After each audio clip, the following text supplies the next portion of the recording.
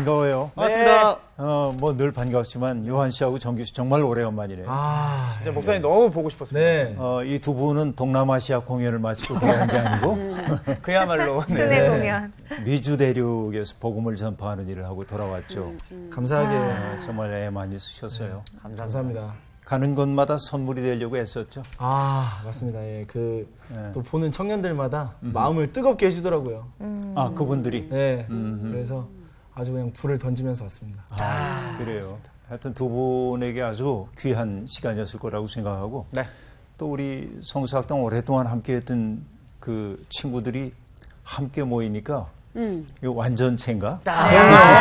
이제 특공대가 제대로 모인 거죠? 좋았습니다. 손잡고. 아주 반가워요. 네. 사실 인생길 걷다 보면 누군가와 동행한다고 하는 게 행복한 일이죠. 맞습니다. 네. 즐거운 사람과 함께 가면 인생이 즐겁고 네. 또 마음에 맞지 않는 사람과 함께 가면 인생이 고단하고 맞아요. 그런 거죠. 그래서 동행이라고 하는 말이 참 좋아요. 좋은 말 같아요. 예. 동료 그런 말도 있지만 네. 동행. 왼손의 길과 오른손의 길이 따로 있대요. 왼손은 왼손 일을 하는 거고 네. 네. 오른손은 오른손 일을 하는 거죠. 서로 늘 맞잡고 있으면 일을 할 수가 없으니까. 그러나 두 번 정도는 합치는 게 좋아. 네. 하나는 뭐냐면 기도하기 위해 네. 손을 모을 때. 또 하나는 뭐냐면 항아리같이 무거운 걸 옮기려고 할 때. 그래서 이때 이게 동행이라는 게 늘 같아져야 할 이유는 없는 거죠. 네. 그렇죠? 그래서 중요한 건 뭐냐면 동행은 동화되어야 하는 것이 아니고 오히려 어울릴 수 있어야 되죠. 조화를 이룰 수 있을 때 진정한 동화라고 얘기할 수 있죠. 조화를 이룬다고도 얘기할 수 있겠고 오늘 우리가 보려고 하는 시가 바로 그런 아름다운 동행에 대한 이야기를 들려줍니다. 네. 한번 같이 보실까요? 네. 네, 시편 133편입니다. 오늘 수업 시편 84강 아름다운 동행.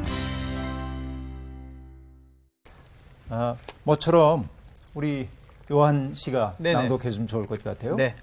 부탁합니다. 보라, 형제가 연합하여 동거함이 어찌 그리 선하고 아름다운고.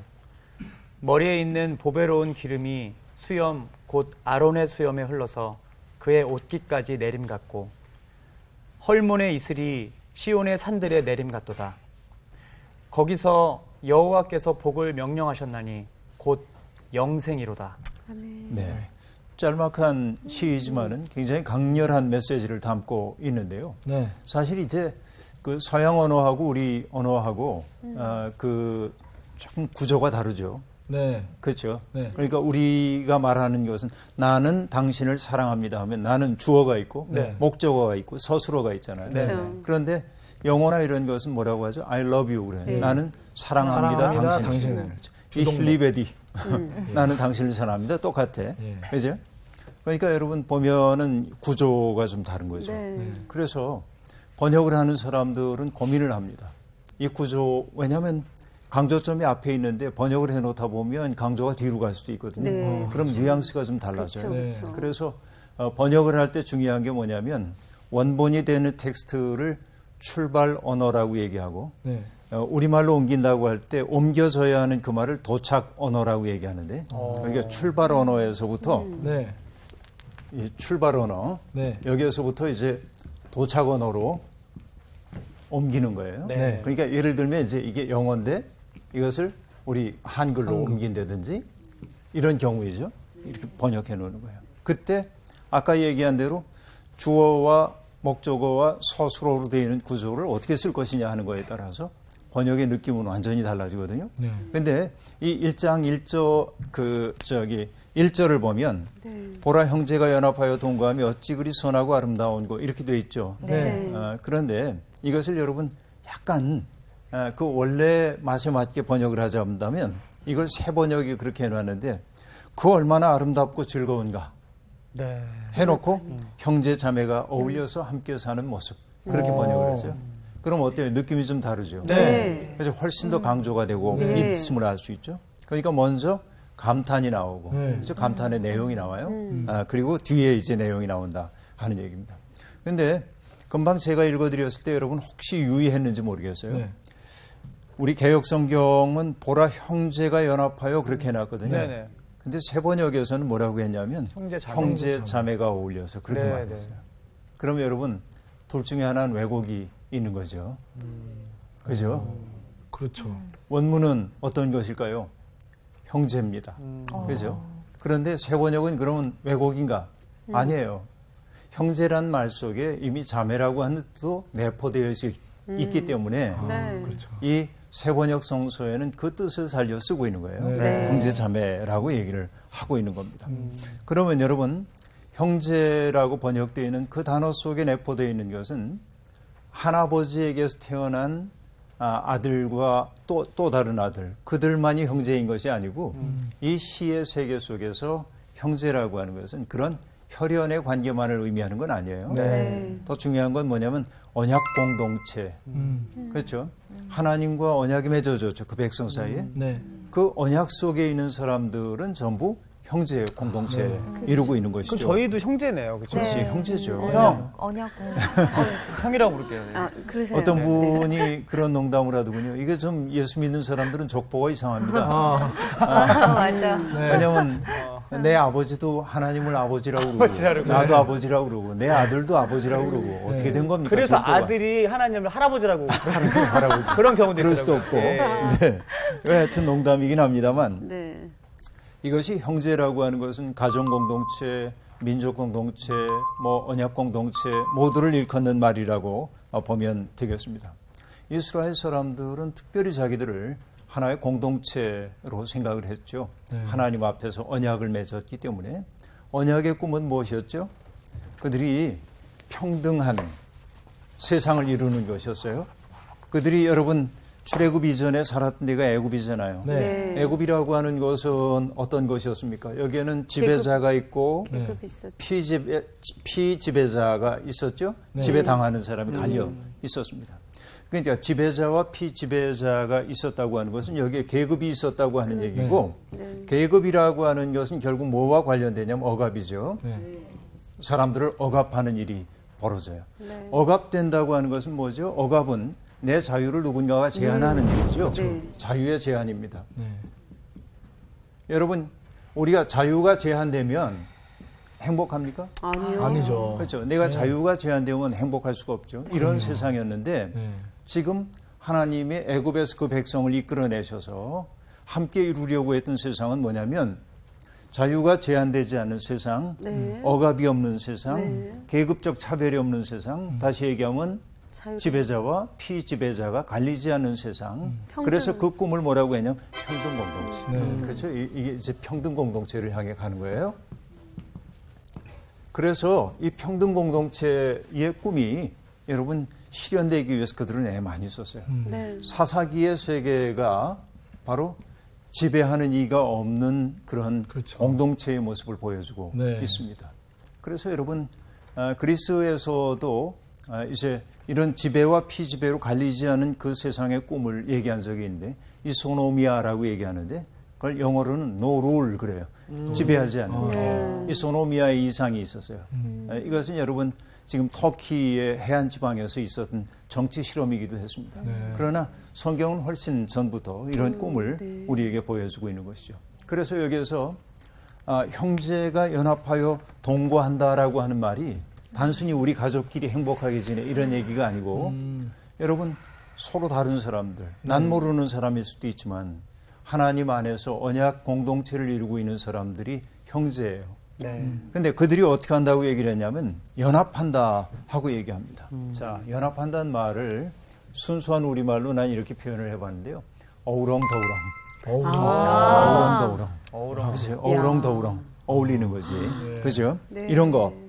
여러분, 어울린다라고 하는 말은요, 둘 또는 여럿이 한데 어울려서, 그렇죠? 한 판이 되는 거. 이런 것들이 이제 어울리는 거죠. 그래서 여러분, 옛날 우리가 불렀던 동요 가운데서 그 대목이 이르면 내 가슴이 뭉클해지는 대목이 있는데. 뭐요? 나팔꽃도 어울리게 피었습니다. 그죠?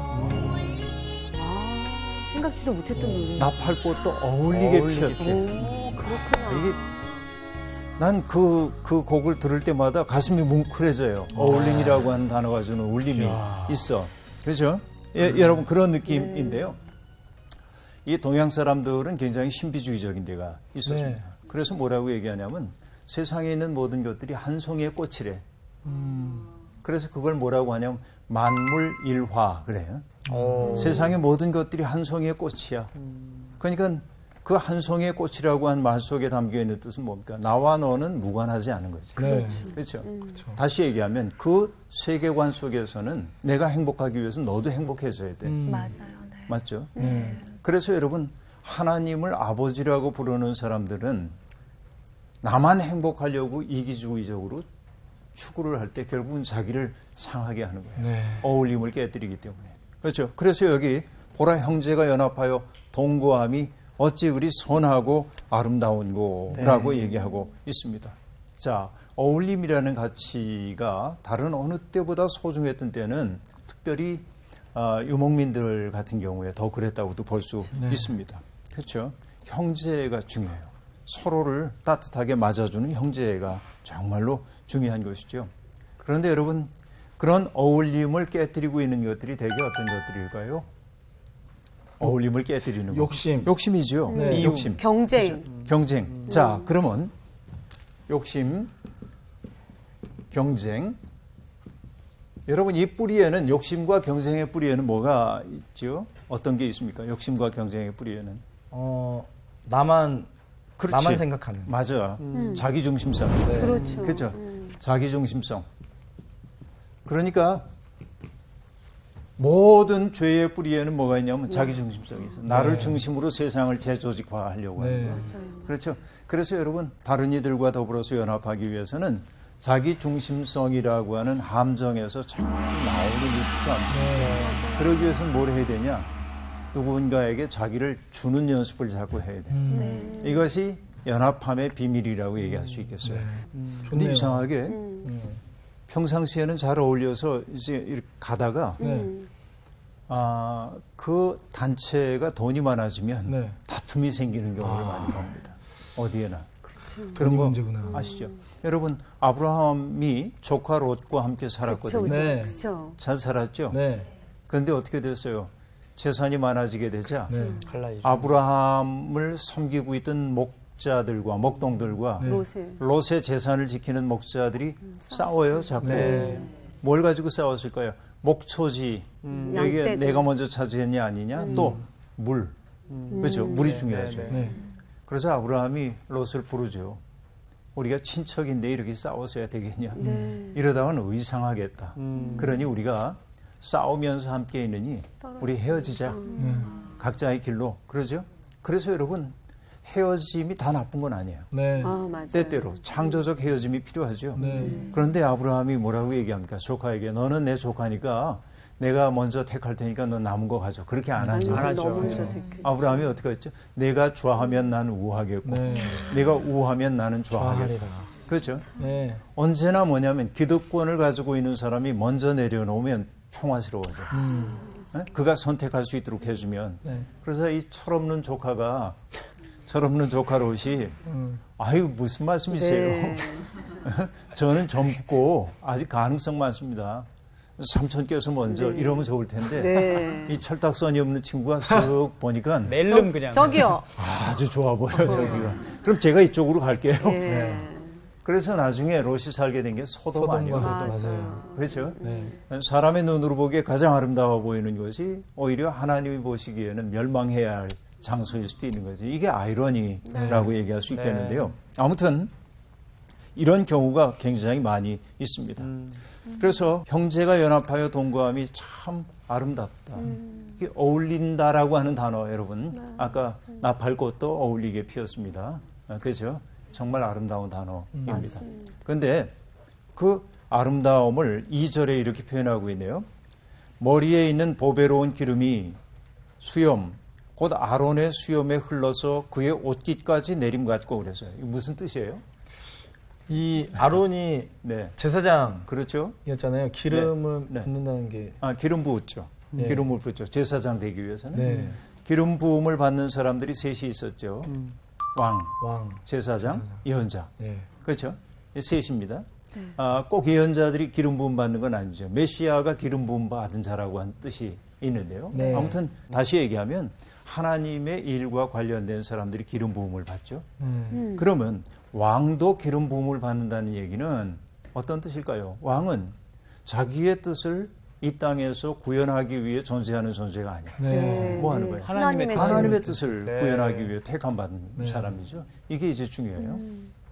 그런데 금방 이제 정규 씨가 얘기를 잘 해줬는데 아론의 후예들에게 제사장의 직분을 맡기기 위해서 기름을 부어서 그들을 이제 제사장으로 삼습니다. 그렇죠? 그러니까 특별한 직분으로의 초대라고 얘기할 수 있겠는데 이 대목에 나오는 아론의 수염.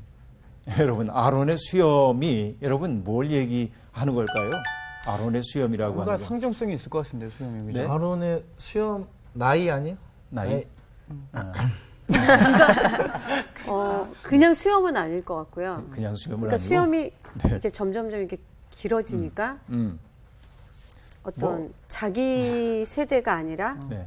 어떤 다음 세대까지 아, 뭔가 이렇게 하나님이 이렇게 해주신다는 그런 의미일까요? 애썼어. 진짜 박수 치고 싶네요. 정말 사랑해요. 네.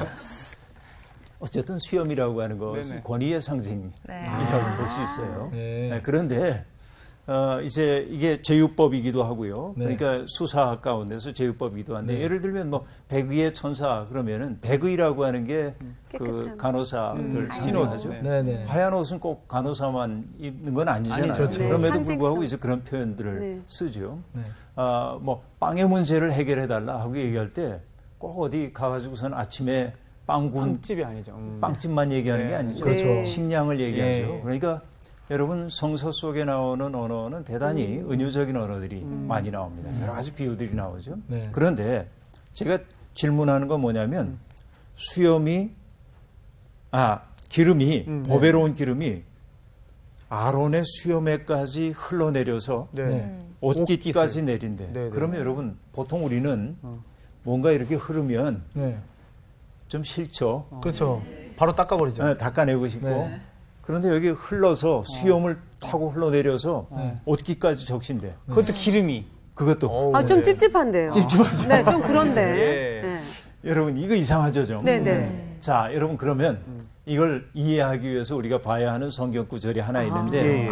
우리가 그동안 공부해온 거예요. 시편 23편입니다. 그 유명한 시편 23편.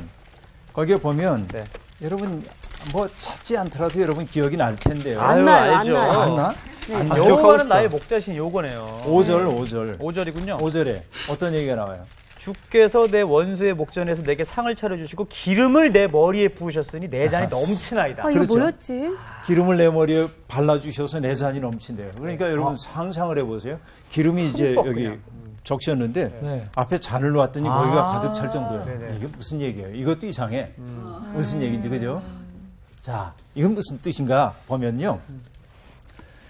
이 시편 23편 5절을 새 번역은 이렇게 번역을 해놨습니다. 주님께서는 내 원수들이 보는 앞에서 내게 잔치상을 차려주시고 내 머리에 기름 부으시어 나를 귀한 손님으로 맞아주시니 내 잔이 넘칩니다. 자, 뜻을 풀어줬어요. 네.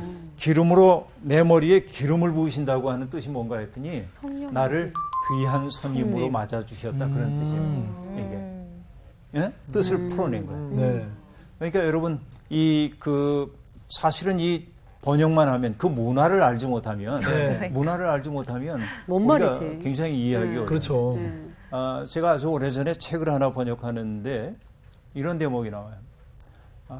knocking the wood란 말이 나와요. 이렇게 knocking the wood. 네. 근데 도무지 그 맥락에서 이해를 할 수가 없어. 왜 나무를 두드려? 네. 뭐 도저히 알 수가 없어. 목수인가? 사전 찾아봐도 알 수가 없고 그러다가 미국 사람한테 물어봤어요. 이게 뭐야? 그랬더니 행운을 빌어주는 거야. 네, 진짜 그 의미가 있구나. 정말. 그러니까 오. 뭔가 그 문화를 알아야만 할 수 있는 말들이 그렇죠, 그렇죠. 그러니까 기름을 내 머리에 부어준다고 하는 것은 그를 귀한 손님으로 맞아준다는 뜻이에요. 이게 잘못 그렇구나. 해석하면은 우리나라에 손님 오는데 식용유를 부을 순 없잖아요.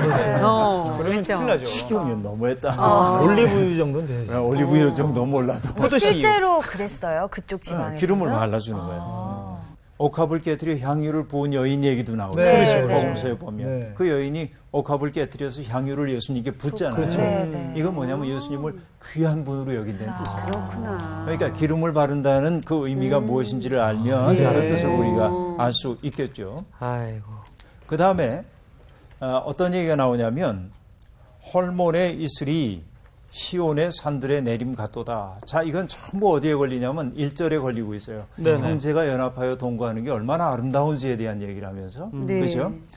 그 형제가 연합하는 그것이 서로를 귀한 선임으로 맞아주는 것처럼 아주 복된 삶이고 그 다음에 뭐냐면 헐몬의 이슬이 시온의 산들에 내림 같도다 하고 말합니다. 이 헐몬이라고 하는 산은요, 헤르몬이라고 하는 산은 안티레바논이라고 하는 산의 가장 높은 정점에 있는 산입니다. 높은 산이에요.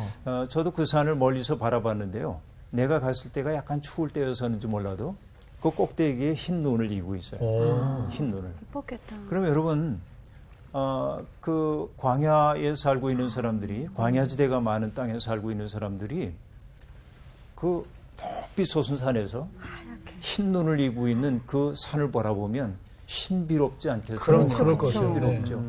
그래서 여러분, 신비한 산인 헤르몬 산의 이슬이 어디에 내리냐면 시온의 산들에 내린대. 네. 이게 가능한 얘기예요? 굉장히 멀어요. 거기에 이슬이 시온의 산들에 내려요? 좀 이상해. 그렇죠. 이상하죠. 뭔 거리로 말이지? 보면 무슨 말이야 뭔 이게. 말이에요? 그죠? 네. 여러분, 이게 뭐처럼 산이요. 보입니까? 그렇죠. 누가 봐도 산이네요. 네. 누가 봐도. 예, 그렇습니다. 역시 난 그림을 잘 그려. 네. 아, 어찌 이렇게 그림- 보는 눈이 좋아요. 네. 초음파인 줄 알았어요.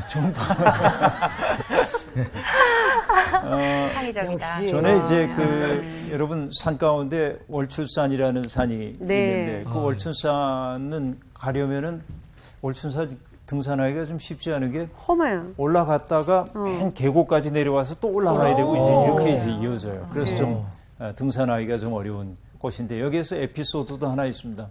왜냐하면 나 혼자 그 산을 걷고 있는데 시간이 얼만큼 걸릴지 가늠도 잘 안 되고 그래서 이제 물을 준비해 가지고 제가 갔는데 네. 목이 마르지만 아꼈어. 네. 왜냐하면 끝까지 가야 되니까. 그렇죠. 근데 이런 산이기 때문에 얼마나 힘든지 몰라요. 근데 어지간히 갔는데 어떤 젊은이 하나가 막 오더니 숨을 헐떡거리면서 아저씨 왜요? 물 좀 있어요? 그래서 고민돼. 뭐 고민할 것도 없어. 그래요? 역시 아꼈던 물을.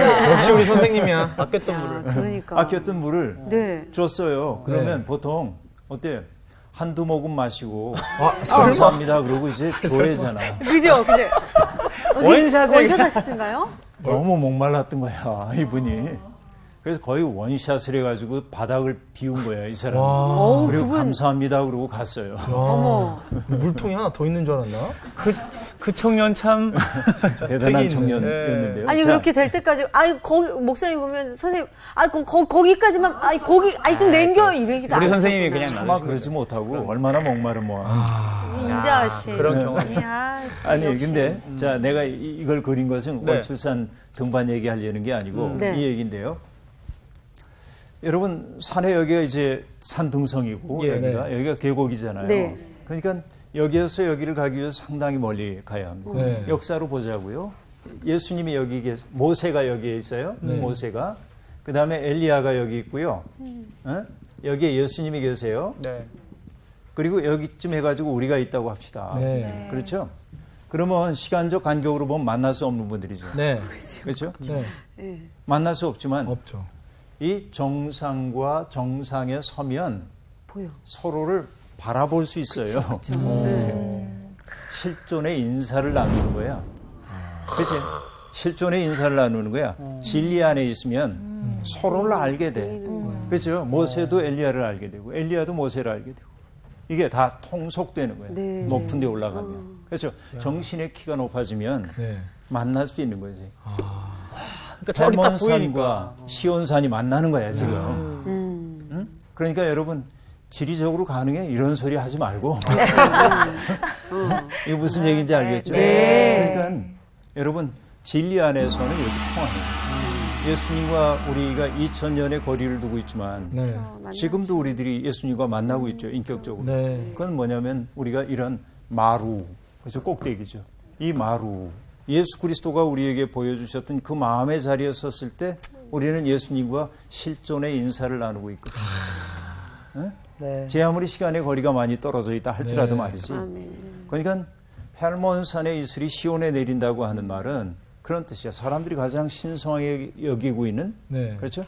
그 헬몬산에서부터 흘러내려오는 물이 잘 흘러내려오는 데가 있는데 그 물줄기가 있는 곳을 단이라고 하는데 네. 그래서 이스라엘 사람들은 이스라엘의 영토를 얘기할 때 단에서부터 부엘세바까지 그렇게 얘기해요. 많이 들어봤어요. 들어봤죠? 네. 단. 근데 단에서 정말 물이 콸콸콸콸 흘러내려와요. 그래서 단에서부터 흐른다는 뜻의 강이 있어요. 그게 뭐냐면 요르단입니다. 신기하죠. 요르단이야. 단에서부터 흘러오는 거예요. 오호. 알겠죠? 네. 요단강이 네. 내리는 그런 거예요. 그러니까 요르단. 헐몬산이라고 하는 것은 그들에게 얼마나 소중한 산인지 알 수 있죠? 네. 그 헐몬산에 내리는 이슬이 시온산에 내린 것 같다. 서로 은혜가 공속하고 있음을 보여주고 있어요. 그렇죠? 바로 그 자리에서 뭐냐면, 자, 이게 뭐냐면, 형제가 연합하는 모습이 그렇게 아름답다. 나와 나온 씨와는 실존적으로 거리상으로 이렇게 떨어져 있을지 몰라도 서로를 동행으로 여기고 귀히 여길 때, 네. 헐몬산의 이슬이 시온에 내림과 같아. 그 얘기예요, 지금. 그죠? 그때 여러분 뭐라고 얘기합니까? 여호와께서 복을 명령하셨나니 곧 영생이로다. 그렇게 사는 생 그 자체가 복이라 그 얘기지. 네. 그렇지? 영생이라고 하는 것은요. 영생이라고 하는 것은 시간의 무한한 연장이 아닙니다. 네. 영생은 어떤 것이냐면 오늘 내가 시간 속에 살고 있지만 영원히 내 속에 탁 들어오는 시간이야. 그것을 경험하는 거예요. 다시 얘기하면 시간 속에 바장이고 있는 내 삶을 영원에 갖다 걸게 될 때 영생이 시작된 거예요. 나 같은 자 속에서 하나님의 통치가 일어나기 시작할 때 영생이 시작된 거예요. 그렇죠? 내가 누군가를 진심으로 사랑하고 아낀다고 하는 것이 뭐냐면 영생의 시작이에요. 이게 대단히 중대한 메시지인 것입니다. 그러니까 여러분 서로 우리가 경쟁하고 미워하고 이것이 보통 사람의 모습이지만 신앙 안에서 서로를 귀히 여기는 삶이 결국은 이런 아름다운 영생으로 이어진다는 얘기. 그래서 이것이 133편의 메시지입니다. 강렬하죠? 네. 다음 시편 볼까요? 네. 네. 정규 씨 오래간만에 왔죠? 네. 134편 낭독해 주세요. 네. 보라, 밤에 여호와의 성전에 서 있는 여호와의 모든 종들아, 여호와를 송축하라. 성소를 향하여 너희 손을 들고 여호와를 송축하라. 천지를 지으신 여호와께서 시온에서 내게 복을 주실지어다. 아멘. 네. 이 시도 굉장히 짧은 시이죠. 네.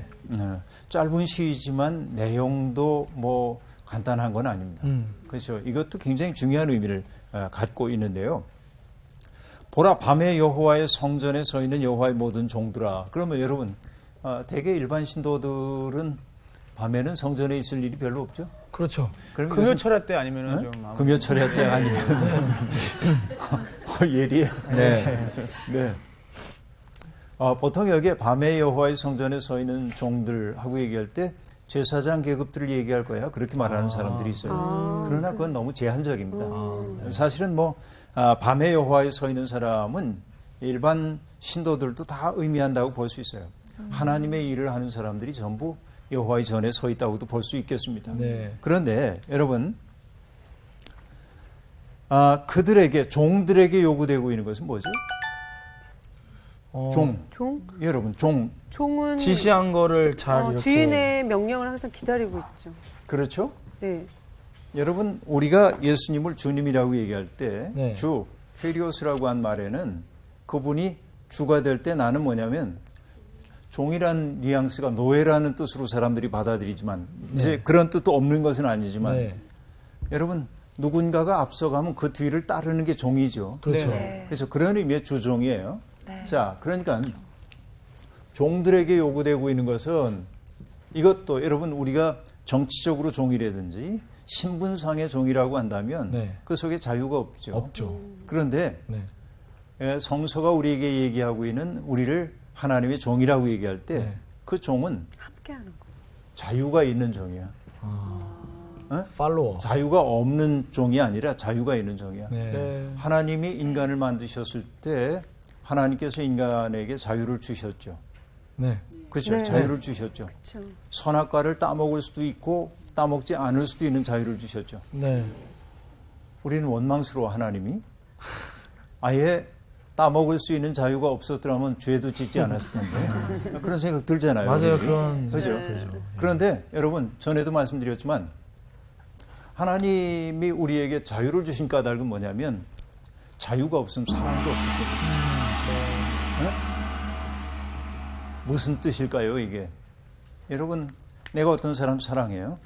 그러니까 사랑하기 때문에 다른 사람 바라보지 마. 그리고 내가 그 사람 다른 사람 바라보지 못하도록 집에다 묶어놨어. 사랑해요? 아니죠. 아니죠. 아니죠. 그건 사랑 아니지. 네. 집착이지. 네. 폭력이고. 네. 그렇죠?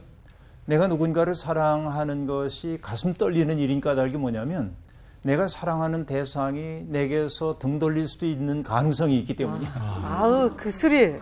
그 스릴. 그거 스릴. 네. 조마조마해야죠. 네. 조마조마하고. 네. 지금 정규 씨는 이제 결혼한 지 얼마 안 돼가지고 네, 아직 그거를 아슬하게 느끼고 있을 거예요. 아유, 그런 것 같다. 근데 완전히. 안심이 딱 됐지. 결혼하는 순간 이젠 가지 않겠구나. 네. 안심이 좀 됐죠. 그렇죠. 묶어두고 있지는 않니? 지금도 조마조마하는 것 같아요. 지금. 워낙 미모가 출중해가지고 네, 조마조마해요. 지금. 인정. 네. 네.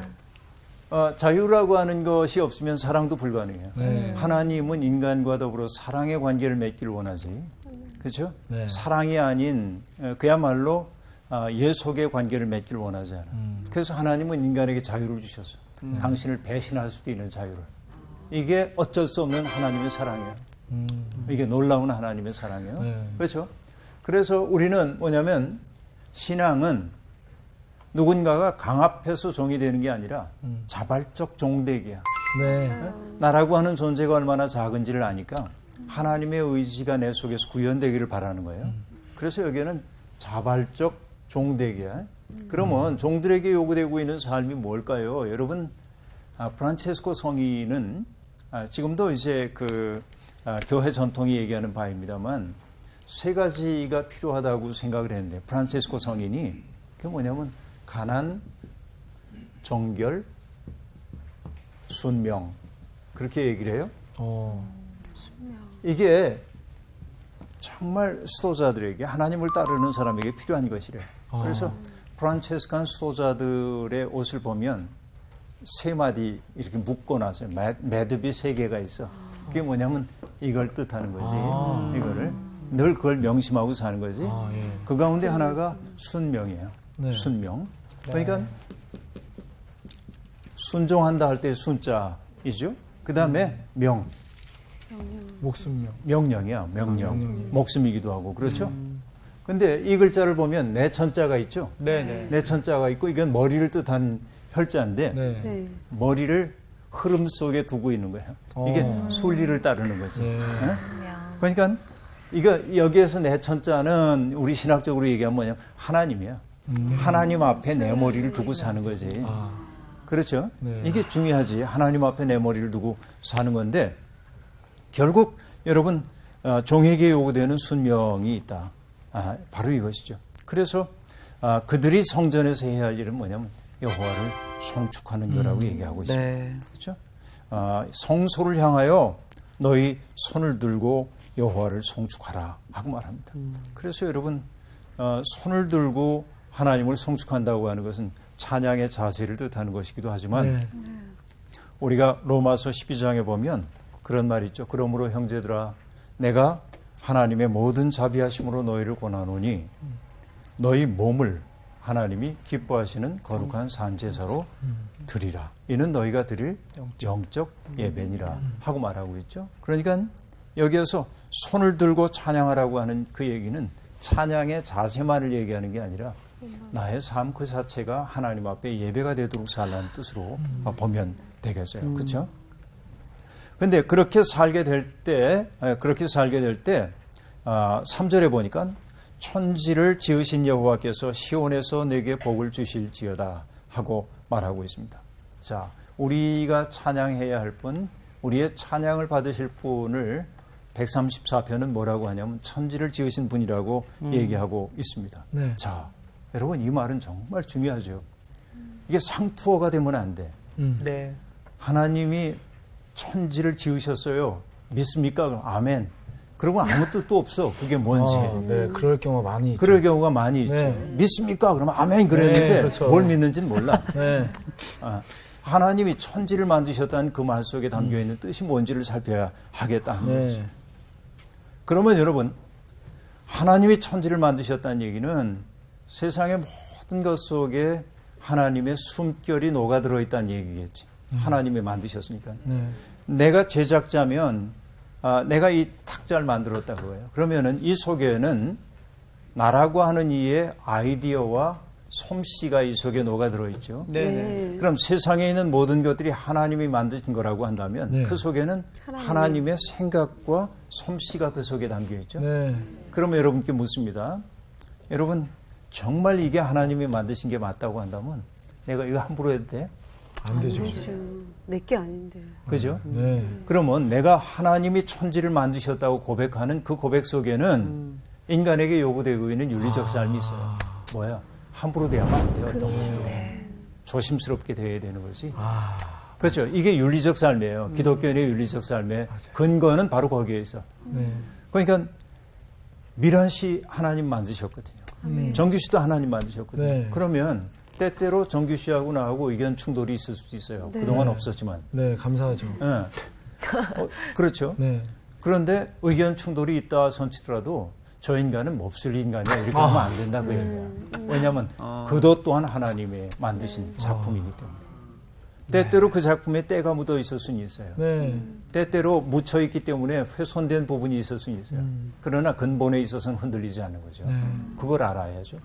그러면 여러분 하나님이 천지를 만들으셨다는 그 뜻 속에 담겨있는 윤리적 과제가 그런 거라고 한다면 이제 신학적 과제는 뭐겠습니까? 세상에 있는 것 속에서 하나님의 숨결을 읽어내는 거예요. 꽃 한 송이 속에서 하나님의 숨결을 읽어냈던 게 예수 그리스도 아닙니까? 들에 핀 백합화를 봐라. 봉중을 나는 새를 봐라 말이지. 그렇죠?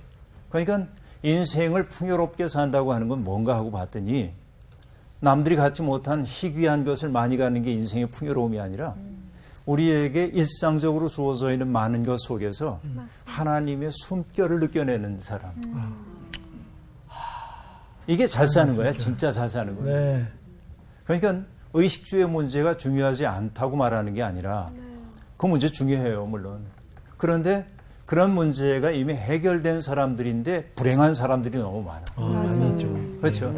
왜냐하면 상대적 빈곤감 때문에 맞아요. 남들이 더 행복한 것처럼 보여요. 그런데 하나님이 세상을 만드셨다는 사실을 마음으로 정말로 믿는 사람은 속이 그렇게 고갈되어 있지 않아요. 내가 만나는 일상적인 것 속에서 하나님 느끼면 되거든요. 그렇죠. 그래서 구상시인의 시 이런 게 있어요. 영혼의 눈에 끼었던 무명의 백태가 벗겨지며 나를 에워싼 만유일체가 말씀임을 깨닫습니다. 노상 무심히 보아하던 손가락이 10개인 것도 이적에나 접하듯 새삼 놀라웁고 창밖 울타리 한 구석 새로 피는 개나리꽃도 부활의 시범을 보듯 사뭇 황홀합니다. 창창한 우주 험하게 바다에 모래알보다도 작은 내가 말씀에 신령한 그 은혜로 이렇게 오물거리고 있음을 상상도 아니요 상징도 아닌 실상으로 깨닫습니다. 눈을 뜨면 진짜. 세상에 신비 아닌 게 없고 말씀 아닌 게 없어요. 내 손가락이 이렇게 있다는 것도 놀랍고 때 되면 꽃이 피는 것도 놀랍고 가을 되면 낙엽 져서 떨어지는 것도 놀랍고 그렇죠. 그 신비에 눈 뜨고 나면 우리가 그렇게 빈곤하지 않다니까. 그죠? 이게 이제 정말 중요한 거라고 볼 수 있어요. 그래서 여러분 이렇게 얘기합니다. 천지를 지으신 여호와께서 시온에서 내게 복을 주실지어다 하고 말합니다. 여러분 하나님을 송축하는 이에게 주시는 복이 뭔가 했더니요. 다른 거 아닙니다. 어떤 복일까요? 찬양하는 복이요. 네. 우리가 받는 복 가운데 정말 좋은 복은 뭐냐면 하나님 찬양하는 거예요. 네. 그 아름다운 하나님 찬양하는 거. 찬양하는 이의 복은 또 뭔지 아세요? 또 찬양할 이유가 생기는 거예요. 이게 복이요. 그렇죠? 이미 복을 받았네요, 저희는. 받았지. 그걸 이제 누리기만 하면 되는 거죠. 그렇죠? 복을 뜻하는 히브리어 단어는 찬양을 뜻하는 단어하고 유사합니다. 네. 그러니까 찬양한다는 사실 자체가 이미 복이야. 여러분 복 주세요, 복 주세요 날만 그러지 말고 이미 주신 복을 누릴 줄 아는 능력이죠. 여러분 그래서 여러분의 인생이 신명나게 되길 바랍니다. 네. 오늘 수업 여기서 마칠게요. 고맙습니다. 감사합니다.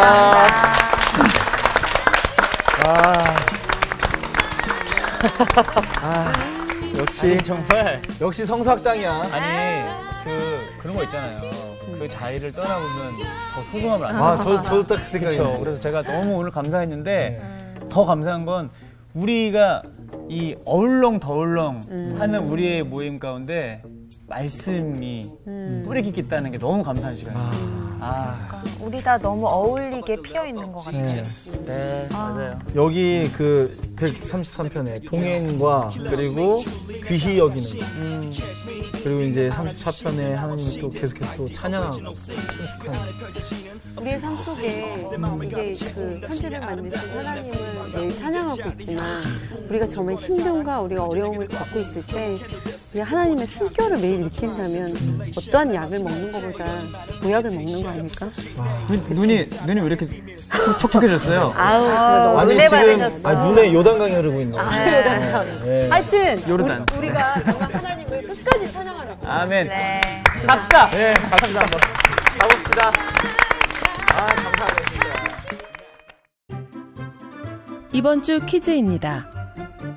다윗의 책사였다가 압살롬에게 넘어간 사람은 누구인가요?